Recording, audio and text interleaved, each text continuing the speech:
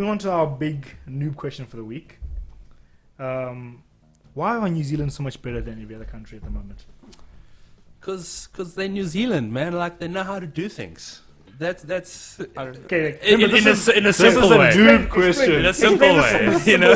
Because this comes from Noob123, who asked us why is New Zealand so much better than everyone else, and he just wants to know, because I understand, like, it's hard to understand this if you've never watched World Rugby and you don't know the infrastructure. So in a simple 5-mark section way. For 5 marks. I wrote enough exams last week. I don't know how to think about marks. This sounds like a 15 mark. Properly. Okay. Quickly come here and take over and take a say and give your own. You want to say what? You want to say something? Oh. Yeah, it's nice when Case Boy stands up. He must know his place. But then one thing I've noticed. Yo.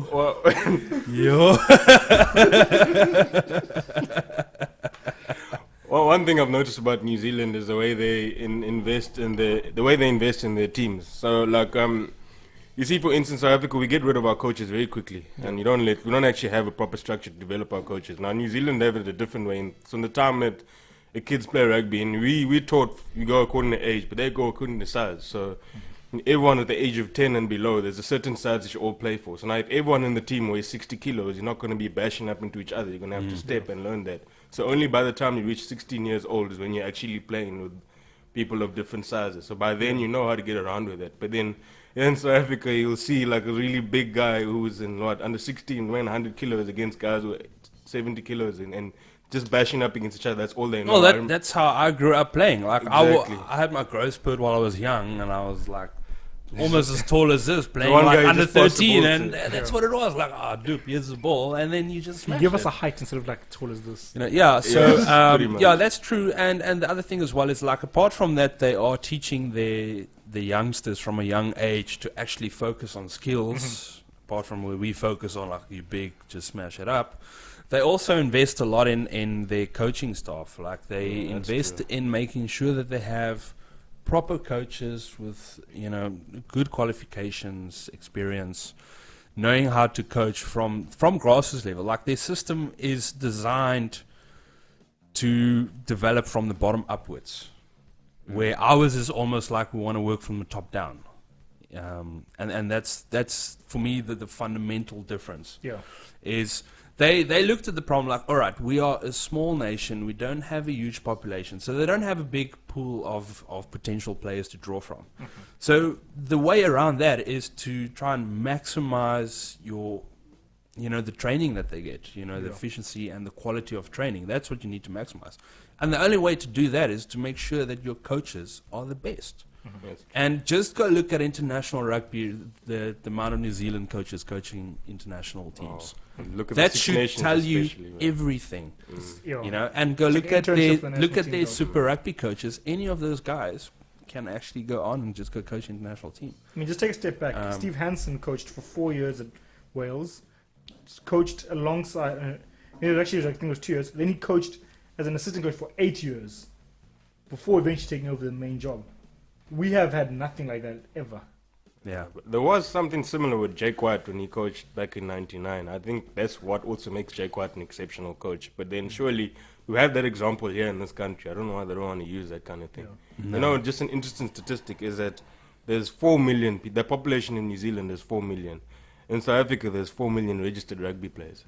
Just rugby players alone. So you can't say that we don't have depth. It's there. We just don't coach properly. that's the thing. We don't coach properly, and they do. That is the biggest difference. Like, you could go onto YouTube and go, just go Google like rugby drills and you'll find New Zealand guys like this is, for example, scrumming, Mike Cron from New Zealand. Like, you go look at like how they approach the way they train. I watched one where Steve Hansen was doing like a rucking cleaning with a couple of youngsters, and he would ask the youngsters, right, when you come to ruck, what are you looking for? And the youngsters just play it out. Like, they know exactly the intricacies of rucking. Okay. They've been doing it from a young age.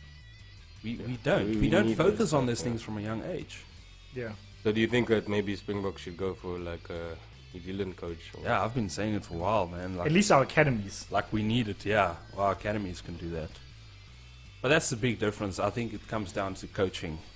I That's think, a fundamental difference. I mean, taking it back to responsibility, I think one of the biggest gaps for coaching in South Africa, as we said, is high school coaching. We all went to big boy schools. Well, kids, you can call that big boy school.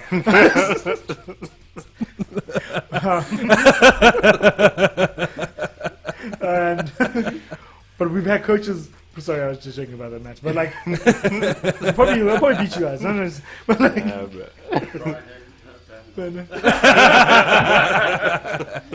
Warren Whiteley. Well, yeah, you What love you gonna Whiteley. say? Don't talk nonsense All right, here. he's gonna pull up Mark Andrews. We've had a Springbok captain. I don't know about you guys. Oh, silence, no. No, did Actually, did we? Cleveland John has Allen. 80s, yeah. Yeah, And thank the- you. What's his name? John Allen. Allen. Have you ever seen him play? Coach- No. He also captained 2 international sides. Scotland. Scotland as Yeah, well. moving Okay, on. You're talking yes, about Springbok. But what was I saying? Oh my goodness. Before we got, and we know that I know us. We had a coach who'd been here for 25 years. Great coach, but he wasn't going to move along with the times. Eventually, we did lose the coach that You did. had the move guy with times. coaching at Par. The whole time. No, that was before him. No, They had a coach for before. 25 years. Yeah. We had Sean Rasmus come in for 2 years. Yeah, she was there for I think 4 years. Brilliant coach. I don't know how they let him go, and he's been undefeated for 3 years. And there's when we have a brilliant coach, but guess what changed the game for him? He was sent on a course to New Zealand while he was at Glenwood, and look what happened there. And that's the thing. Most schools aren't doing that. It's the same guy who's been coaching since 1980, and But I Yeah. think this guy has quite a potential to be a really successful coach because now he's not only combining South Africa's strengths, he's actually learning some things from New Zealand. Yeah. And that's what he must actually take. Not necessarily go get the New Zealand way of thinking, I know. but just get something from New Zealand that can change the way we do things. Now, you see, I don't know if you realize it, South Africa's forward play is the best in the world. That's in my opinion. And now the thing is that if you can use that as a strength, then things can change. I don't know how things change from Grey But Bloom it's, rugby but to it's the just rest of it. it's mostly just set pieces though. I still believe that hands down New Zealand is number 1 when it comes to rucking, and Yeah, in that's my true. view, rucking is probably the most. well, Yeah, but if you look at like on the rugby, you know, if you look at physical contests that happen, rucking is the number 1 thing that's happening. Like every time there's a tackle, there's a ruck. yeah. You know, you don't have as many scrums. You know, so if you can dominate the ruck, you can control the game, and that is what New Zealand. Just go look at how they clean a ruck. That's why they get quick ball. That's why they keep possession for so long, Yeah. and they have the opportunity to be patient because they know that ball is safe there. When the player goes down, someone's going to be there to clean it up. All of them can offload. Yeah, Yeah. that too. Another Yeah, skill that South Africans have. Huh? The Super Rugby Like teams, you'll never see Willem Alberts pass the ball. Yeah. in any circumstances. Head down, bro. I've watched videos where the Highlanders they make practices where the aim is to offload in the contact. Like they practice. Yeah, come to think to about do it, I these saw the things, Chiefs doing the you same know? thing. Actually, yeah, at NMMU, and I was like, wow. Yeah, and that makes sense. You know, like you should be practicing for every possible thing that can happen. Because it starts with a 50-50 situation, but you're practicing it. The percentage increases obviously as you get used to doing it. Yeah. Sunny Bill didn't just start one day. Yeah, It's he practice, just didn't do it. And now look Like, at he was Anton practicing, Brown. yeah. He just came out and just, I don't know, every time they tackle him, the ball gets out. Somehow. Yeah. So, True okay. that.